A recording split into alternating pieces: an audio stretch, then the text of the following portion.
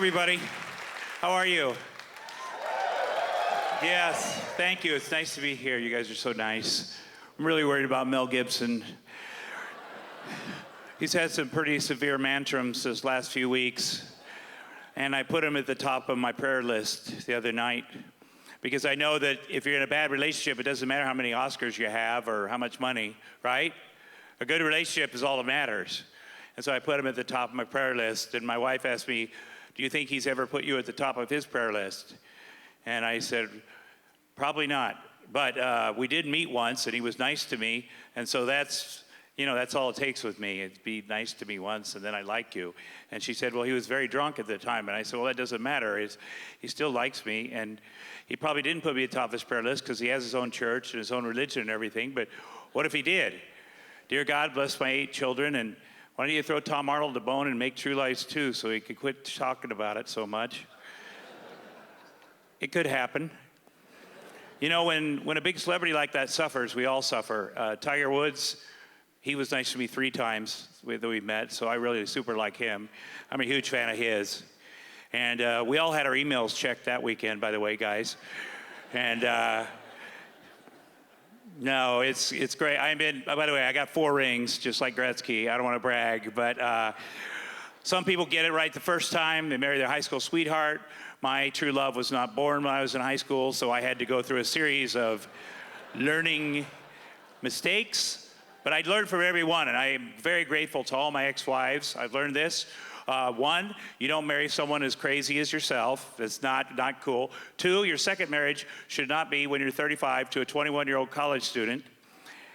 And then you go away to Toronto for 9 months to make a movie and expect her not to have an affair with your house guy.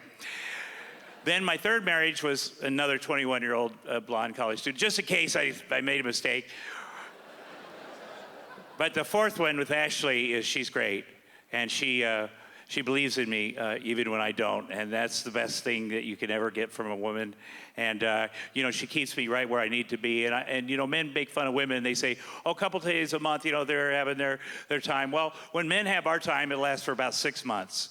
And we lay on the couch and we groan and moan until somebody knocks on the door and gives us the job we deserve. And women have to put up with that, and that's tough. But Ashley's really good. She'll let me roll in it for about an hour. And then she's like, you got to get up. You got to get out there. You could do it. You've done it before. You've done it for 20 years. I believe in you. And so you start feeling better about yourself, And you start getting up there a little bit. And then I'm like, you know what? You're right, honey. I have done it. I've done 72 movies. I'm kind of amazing. It's like, whoa. Bring it back down. Only 4 of them were good. So, right? She keeps me right in the middle. Right where us men need to be, because if we get too far up or too far down, we're no good. And women are smart.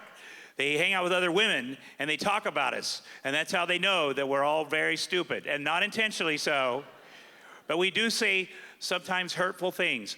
No real man would ever hurt a woman's feelings intentionally. Example, I'm with an ex-wife, she's getting makeup on, I overhear her having a conversation with a makeup artist about getting a facelift.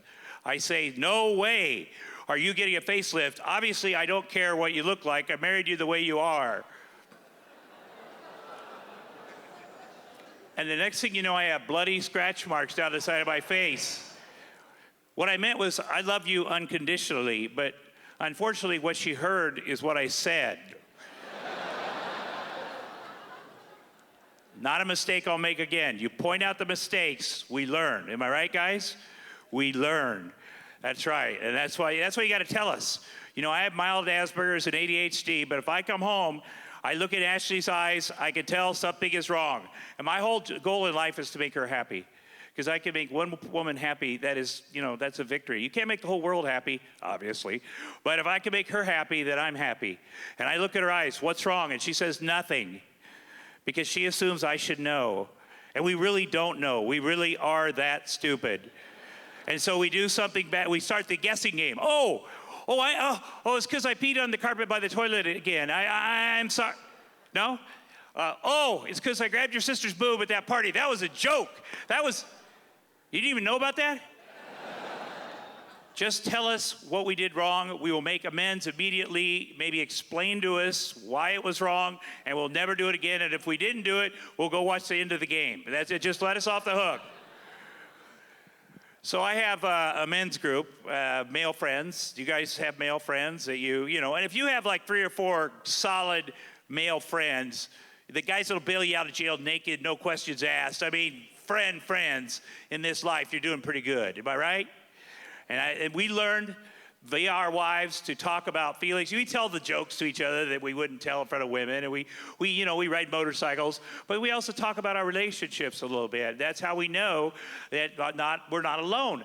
I'll say, Ashley was acting sort of crazy last night, and my friend will say, well, Maria was acting crazy too, and I understand. Oh, they all seem a little crazy because they're so intellectually smarter than us. That it's not just, it's not just us, it's everybody. So we stay in the marriage. The grass is not greener. We're not alone, and it really helps us. But you got to be careful. Now, I like to tell my wife everything, because especially stuff that might make me look cool, because that is also my goal in life, is to look heroic or extra cool or better, in her eyes. But there's some things you don't tell your wife.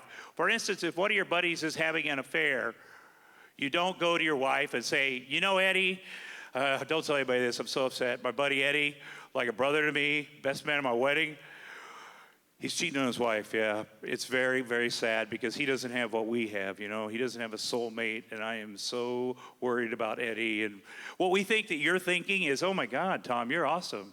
You're loyal. You're honorable.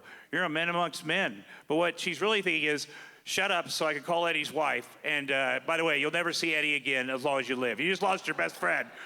You should not have told me that. Because if our wives came to us and said, my friend Cindy, I'm really worried about her. She's out blowing a different guy every night. We'd be like, stop. Let's get Cindy over here right now. Oh my God. That's a disease. Dr. Drew says, I'll get the hot tub ready. We'll hear it all. Tough love. Get her over here. I want to hear everything. It's very important. Now, your buddies, it doesn't matter what they do for a living. I got my best friends from Iowa. They run restaurants. And I have another friend who's an actor who then became the governor of California. But you don't talk about that. He's treated the same way. You have the same fun. And by the way, who would go into politics? I mean, this guy, everybody loved him. And then as soon as you go into politics, half the people hate you. And like when I left California, Arnold's approval rating was 22%, which is only 21% higher than mine. So I don't know why. I mean, it's stressful. He's having his hair dyed orange twice a week. I mean, it is very, very stressful. So anyway, we continue our relationship like guys do. And if I think he's having a bad day, I'll call him up with some stupid guy joke. And then we find out that all calls to and from the office of the governor of California, those calls are actually tape recorded and property of the state of California. And we did not know that. But the Los Angeles Times knew that, and they subpoenaed this Freedom of Information Act, and anyway, got the tapes, and they played them on the news, and it made us look like buffoons. And one of the calls was, hey, dude, who's that chick at the fundraiser last night? She was awesome. Oh, my God, she's so freaking hot. She's like half black and half Latina, She's got that spicy blood and that nice rack. Anyway, they play that on the news, and you say to yourself, that doesn't sound very gubernatorial. But what do? My friend always apologizes. He said he's sorry publicly, and the woman we were talking about, a U.S. Congresswoman from Southern California, came forward in our defense and said, you know what? If someone tape recorded all my phone calls, I would have no friends. These guys raised a bunch of money for my charity. It's 2 guys talking. They didn't know they were being tape recorded. Done. It's over. But the problem with America is, no matter what you do, there's always one ass that's offended by it. You know what I'm saying? And unfortunately, in this case, it was Maria Shriver. And I just want to say, I love Maria Shriver. She's one of the best people I've ever met in my life. She's a great person. They have a real marriage. She's a wonderful person. I'm scared to death of her. Anyway, so I get the call, Tom, can you come to the house? And I'm like, is it movie night? No, just come over. So I call my buddy, dude, you got my back on this? And he's like, it happens. We screwed up. We got to get in the principal's office. I'm like, oh, man. So anyway, we're sitting there like you two guys. And Maria's like, how old are you two? And I'm like, whoa, get off the high horse, Maria. Are you telling me that you don't send your best friend Oprah Winfrey little jokes about men's penises and stuff like that? And she's like, no. And I'm like, oh, I thought you were really close to her. Anyway, well, just don't do it anymore. If you can act like 14-year-old boys, just do it, not from his office, do it privately, whatever. I understand you got to have your guy time. So That means that every time we want to call each other, we have to step out of the office, get on a cell phone, and that's kind of James Bond-esque. And, California's got a lot of stuff going on right now. So what we do now as a compromise is we have our assistants call each other. We're on the speakerphone, and we just yell in the background. Now, he's got a pretty distinctive voice, and one day you will hear those calls, but he'll be out of office long before that, so not too worried. But the best was about a year and a half ago, they had this Proposition 8, which was a constitutional amendment banning gay marriage. And Arnold is a really good guy, and he's got a big heart. He's an immigrant, and he's all for. By the way, even if you hate gay people, you should make them get married. You know what I'm saying? It's not even fair that they don't have to get married and we do. I mean, come on. Seriously. So anyway, the vote was very close. It was a week out, and I called his office, and I'm like, buddy, I need you to make another statement against this thing. And he's like, if it passes, I'll freaking veto it. Great idea. Hang up. And my 21-year-old assistant's like, Tom, you can't veto a constitutional amendment. I'm like, really, Joel? That's funny because my buddy, Arnold Schwarzenegger, the governor of California, just said he was going to do it. So I think I'll take his word over yours. And then the phone rings and it's Clay, Arnold's assistant. And I hear Joel go, yeah, I told him to. Yeah.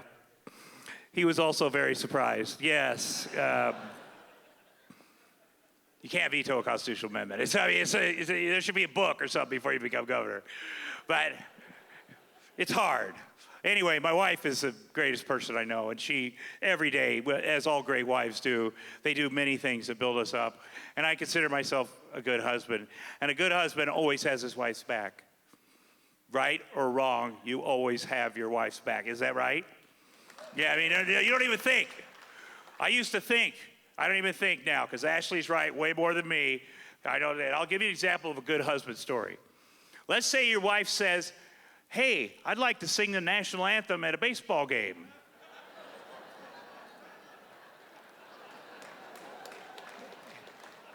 And you're like, wow, honey, I don't even think you've ever been to a baseball game, and that song is like really super hard to sing and has a lot of meaning for a lot of people and stuff. She's like, I want to do it.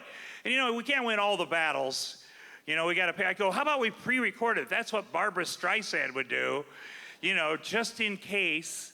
And she's like, no, they want me to do it my way, whatever. Anyway, we go down to San Diego. She sings the national anthem at a baseball game. It doesn't go well. Let me just say this right now. I'm going to be honest.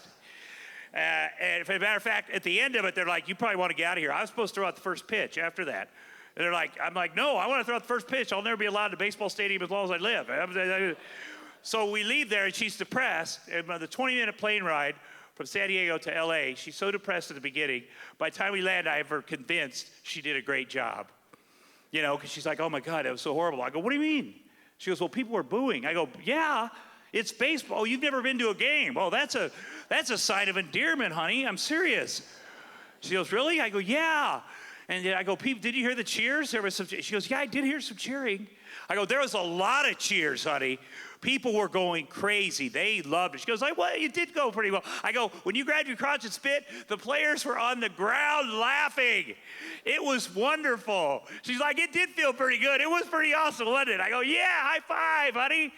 Yeah. So we landed at LAX. Unfortunately, during the flight, the President of the United States had made a comment that her singing the national anthem that way was a disgrace. Anyway, we were met by a bunch of the paparazzi guys, and that's a bad sign always, I just want to say. And as we worked our way through LAX, there was 3 of them that were pushing up against my wife. And she's only like 5 foot tall, and it's my wife. And they had big metal cameras, and they were actually hitting her with them. And so, it's my wife. You don't do that. And then she said the 3 words that we all have to act on no matter what. Get 'em, honey. So that's, go time. So I chased those 3 guys all the way through the airport, down the escalator, down to ticketing, grab each one of them, break their cameras, do a couple of these. She's standing there. She sees it all. I'm her hero.